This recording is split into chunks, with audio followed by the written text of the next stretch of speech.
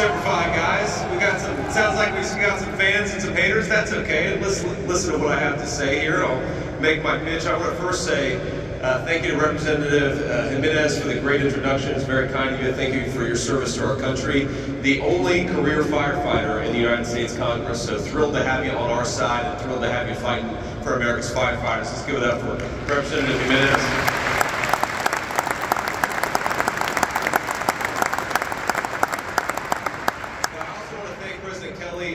Single IAFF member for your warm welcome. It is an honor to be here with America's incredible firefighters, and I'm honored to be here. God bless you guys, and thanks for what you do. Now, I've got some news to break this morning. I guess I just heard on the ride over here that the New York City Fire Marshals Benevolent Association has endorsed the Trump Vance ticket. I, of course, want to thank them for their support, and I want to humbly ask all of you to join them, and I'd like to explain why. Now, the American people respect you. They respect firefighters, and we're eternally grateful for the valiant work you do for our communities and for our neighborhoods.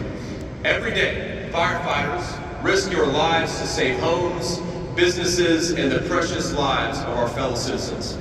Now, you're also incredibly kind and patient. As the father of a 7-year-old, a 4-year-old, and a 2-year-old, I've been to firehouses all over this country, in San Diego, Atlanta, and New York City, and of course many in my home state of Ohio. And despite the fact you guys are probably annoyed to have a few young kids drop in, you were always unfailingly kind and patient, and I'm grateful to it. It's one of the reasons we love our firefighters in this country. You all are the embodiment of American spirit. Heroic, determined, selfless, hardworking, and tough. This country was built by people like you. America is great because of people like you, and I believe you deserve a government that is loyal to you.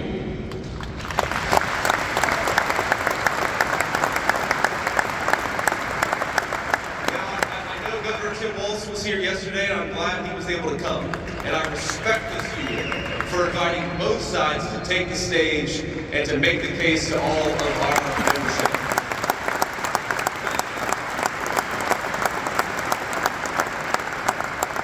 And of course, that's what democracy is about. You listen to both sides, you weigh their records, you weigh their plans, and then you vote. And so today I'm asking you to ignore the campaign rhetoric and look at the record. In 2019, this union endorsed a Democrat for president with high hopes. But sadly, I believe you've been let down. Now let's talk about the issues that affect all Americans, and let's talk about some of the issues that affect just firefighters. But all Americans are affected by this terrible inflation crisis. And under President Trump, wages were rising, and nobody was really talking about inflation in 2020 in this country. But under the economic mismanagement of this administration, firefighters have had already strained budgets and pensions stretched to the breaking point by this affordability crisis. With President Trump at the helm, our border was secure and drug trafficking was down. And under the open border policies of this administration, America has experienced a massive increase and a massive influx of illegal aliens and deadly drugs. And I know that a lot of you are on the front lines fighting against it. Enough fentanyl has poured into this country under Kamala Harris's leadership to kill every single American, man, woman, and child. And firefighters and EMTs every single day are fighting against this crisis. I know it because I've seen you in my communities, and I admire you for it. Now, when I visit a factory or some other place of business, I always ask the workers there, are you better off than you were 4 years ago? The answer is almost always no. Now, I want to ask the firefighters in this room a slightly different but a related question. Are you administering less Narcan today than you were 4 years ago? My guess is that for almost every person in this room, the answer is unfortunately no, and that was a policy choice of the President administration. Now, you are so often the first to respond when someone is suffering an overdose. You try to help our fellow citizens living with addiction to survive those overdoses and to be able to build a second chance at a better life. And I know, and I've seen it very personally, you try desperately to revive parents who took something they shouldn't, all while comforting the children. who are terrified that they might lose their mom or dad. I've spoken to so many firefighters and EMTs over the years who are on the front lines of this drug war, this addiction crisis. They revive people who took fentanyl, they rescue their children, and they even sometimes, as you all know, put out fires that were started by drug addicts. And one of the things they confess to me in private, though I know you would never say this in public, is their fear that they aren't making a difference. Now, there's a hidden trauma among our firefighters. I don't think I'm telling you anything you don't know. A trauma that comes from staring death in the eye every single day and worrying that you are fighting a losing battle. And I just want you to hear it from me that I understand. But I want you to hear a story, a very personal story. When I was 12, my mom was in the middle of a terrible, terrible addiction crisis herself. She struggled with it for most of my early childhood. And I remember during a particularly bad episode, I called 911. Like so many kids who have parents who struggle, I called 911. Now the firefighters, the EMTs, and the police came. They calmed her down, but as you all know, they calmed me down too. They calmed my sister down. They did that public service that only they can do. Now years later, she took something else that she shouldn't have taken. And the firefighters and the EMTs, they saved her life and took her to the hospital, where she lay in a coma before eventually waking up. And I want you to know that for us, we did get a second chance. And so if you're ever worried that you're not making a difference, listen to this. From the sad and tearful 12-year-old to a 40-year-old who's now asking to be your vice president, you do make a difference. You make a difference every single day, and I thank you for it.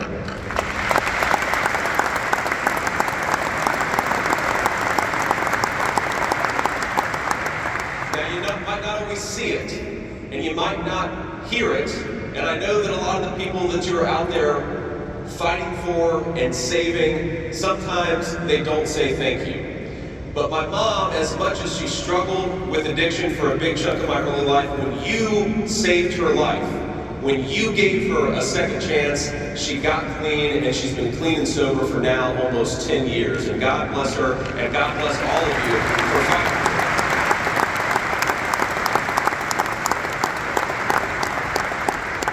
Believe it from me, believe it from a kid who's seen it with his very own eyes. You are making a difference. You are saving lives, and you are giving people an opportunity and a second chance, even if you don't see them take that opportunity every single time. God bless you guys. I love you for it, and I'm so grateful for it. We wouldn't have the second chance with my mom without probably some of the people that are sitting in this room. Now, while overwhelming America's firefighters and EMTs, Kamala Harris's open border policy, it's also depleting our budgets. New York City Mayor Eric Adams, not a fan of mine, or President Trump said that illegal immigration will destroy New York City due to the huge financial strain, which is about $12 billion over the next 3 years, and that's just in New York City. The mayor announced sweeping budget cuts that would slash $300 million from the fire department and cut the number of police officers to the lowest level since the 1990s. And it's the same story all over the United States of America. Illegal immigration cost Chicago taxpayers $361 billion last year. Denver is shelling out $180 million. Washington, D.C. is paying $36 million. If we don't secure our border soon, my friends, our cities are going to have to cut vital police, fire, and emergency medical services to the bone. And it's you who's going to suffer, and it's the people you serve who are going to suffer.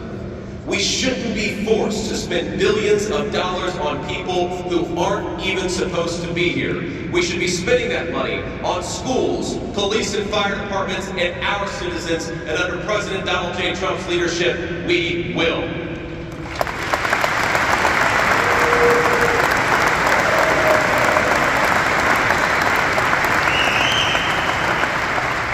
Another promise, not just a promise based on some plan that's written on a website, but based on the real record. When Donald Trump is president, we won't sit on our hands while rioters and arsonists burn down American cities like they did to Minneapolis in 2020. I'd ask you to remember the scene back in the summer of 2020, state troopers in full riot gear, protecting the firefighters of Minneapolis from the rabid mob that was torching down that city. And we have to ask, why were they doing it? And part of the reason they were doing it is because people like Tim Walz invited those rioters into Minneapolis, and it was people like Donald Trump who were trying to send in the National Guard to protect you.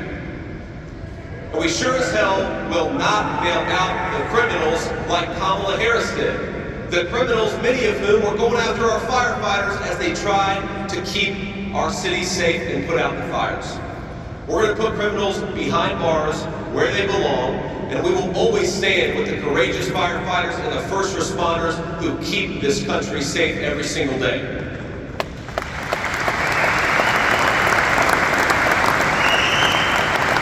Now, President Trump and I are proud to be the most pro-worker Republican ticket in history, and I want to talk about why we're fighting for working people, why we're going to fight for unions and non-union life.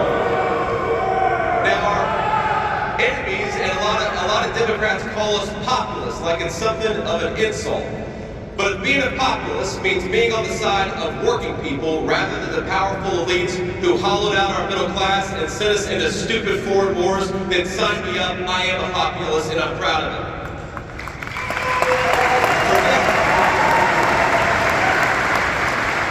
Now, for decades, unions have given support to Democrat candidates without giving Republicans much consideration, and I'm not here to judge you or to blame you or to criticize you.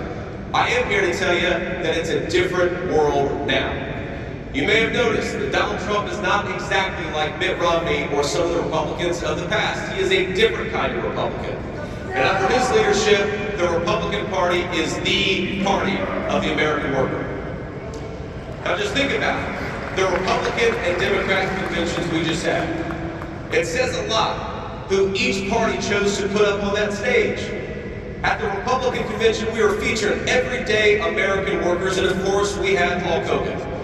And while it's tempting, and I'm sure it would make some big headlines, don't worry, everybody, I'm not going to try to take off my shirt here. But at the Democrat convention, it was a parade of celebrities and billionaires. It felt sometimes like every celebrity except for Hulk Hogan was at the Democratic National Convention. And I don't blame anybody for being famous or for making money. But you cannot be a champagne socialist who supports open borders and pretend that you're a friend of working men and women. It doesn't make an ounce of sense, my friends. It just doesn't. The most profound moment for me at either convention was the American hero who couldn't be there. And I think we're all united in celebrating and remembering Corey Comperatory, a great American, a great fire chief, a great husband, and a great father.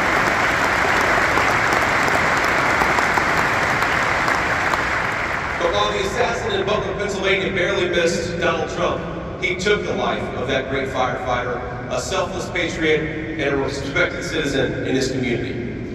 Now at the convention, President Trump stood beside Corey's helmet and gear and called for a moment of silence. And I'll tell you, there wasn't a dry eye in the arena in Milwaukee, Wisconsin. Our nation wept for Corey, just as our nation weeps for all the firefighters and the first responders who lost their lives in the service of others. Now, of course, I couldn't help but notice this wall beside me with names, I believe, 644 names, is that right?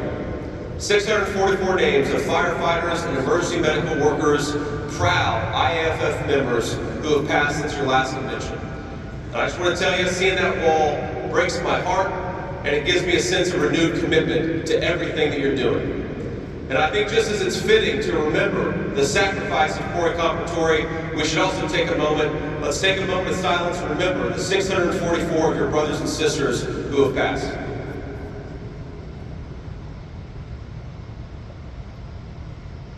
Thank you all. Now, Donald Trump, I will tell you, sometimes, even when he has to fight his own party, he cares for working people, and he's been fighting for them for his entire life in public service. He loves our firefighters and our first responders, and he wants to make your lives better. And he wants to make your service easier. It's never going to be easy, but maybe it can be a little bit easier than it is right now. And we have to be honest, my friends, the hard truth is that Kamala Harris is the latest in a long line of Democrats who come by every few years asking unions for money and promising you the moon, but often failing to deliver. And I'd ask you, After supporting Democrats for so long in this union, what has it gotten? Over the past 70 years, union membership in this country, and this is not a good thing, but it has declined. The influence of unions has declined, and the wages of working people, union and non-union alike, have not kept up with the pace of inflation over the last 3.5 years. So I'm going to ask you a question that Donald Trump asked America in 2016, what the hell do you have to lose? Now I know this is a diverse union. Some of you love President Trump and some of you clearly don't. I've heard from both sides just giving this little speech. Now this may come as a shock to you, but once upon a time, I wasn't a Trump guy either. And trust me, the president never lets me forget it. What you may not know is why I changed my mind.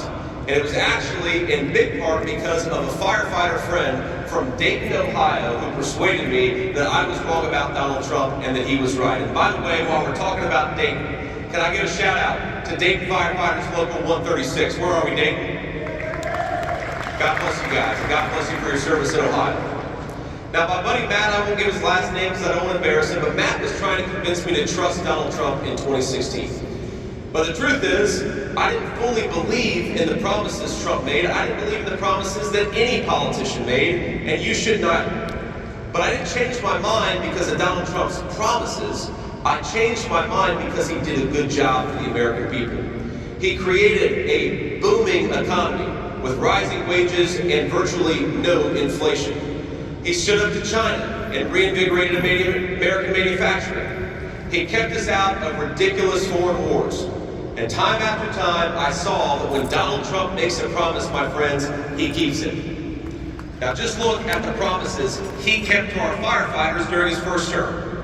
He extended the AFG and SAFER authorizations to make sure firefighters got the funding they need. He signed a $100 million increase for firefighters during the midst of the pandemic. He signed legislation to improve wildfire suppression and forest management. And he signed an executive order to allow unions to create apprenticeship programs, helping you all recruit and train a new generation of firefighters. They tasked his EPA with addressing dangerous chemicals like PFAS to ensure safe firefighter gear. And I'll tell you, I share President Trump's commitment, and I speak for President Trump in saying that we are dedicated to health, to safety, and to the prosperity of our first responders, including our firefighters.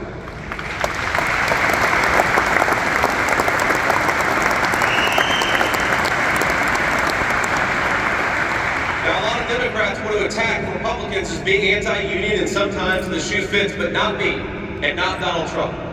When I was in the Senate, I voted to pass the Fire Grants and Safety Act, which authorized hundreds of millions of dollars in grant funding to local firefighters.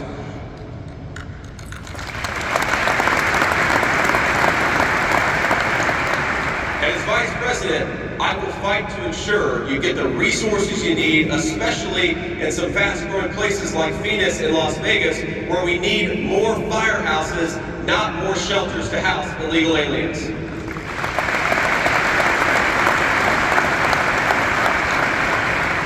And after talking extensively with the local volunteer fire department, the Brave, the Hazmat, to respond to the disastrous East Palestine train derailment, I was proud to work across the aisle to produce the Railway Safety Act. And our bipartisan bill increased funding for communities to prepare for hazardous material spills and mandated that first responders always be notified when hazardous materials are being transported on rail lines in their communities. It's just common sense. You got to tell people what you're bringing into their communities if you're bringing it in the first place.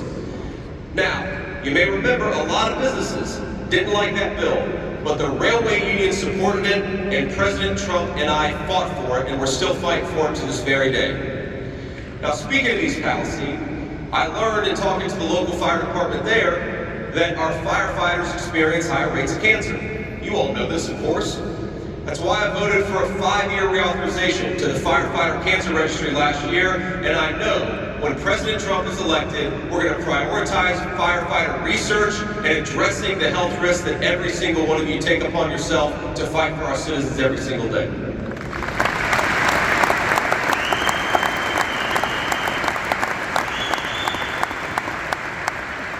Now, look, when President Trump returns to the White House, and I believe that he will, we are always going to have an open door for the membership of this organization and the leadership of this organization. And that's true whether it's this union or other unions or anybody else. We're going to have an open door for working people because we want to fight for working people every single day. We will respect your right to engage in collective bargaining.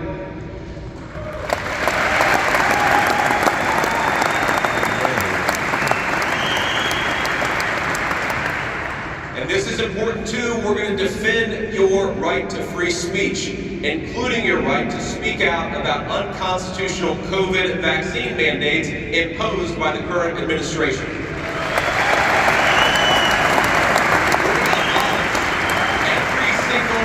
And we're going to fight to rehire every firefighter who was wrongly terminated with all the back pay that they deserve.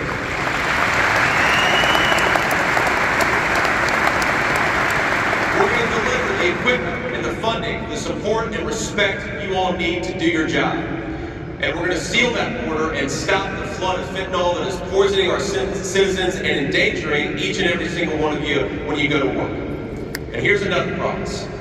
We're going to protect your pensions because heroes like you deserve to retire with dignity and to enjoy the blessings of the country that you helped build and help protect.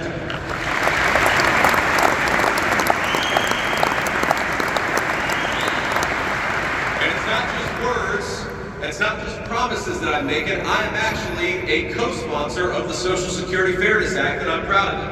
I think it's ridiculous to penalize our firefighters in retirement for doing the right thing and